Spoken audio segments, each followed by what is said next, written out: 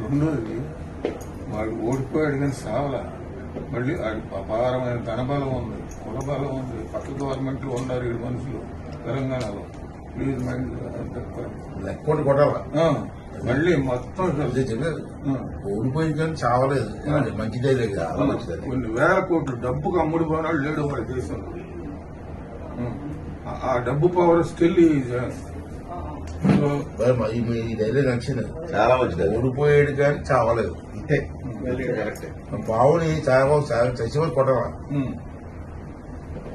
దానికి బావుని వదలరా, చచ్చిపోయి కొట్టరా అంటారు. దానికి నేను ఎందుకు చెప్పానంటే మీరు కరెక్ట్ గా రిసీవ్ చేసుకుంటారు, మిగతా వాళ్ళు చేసుకుంటారు.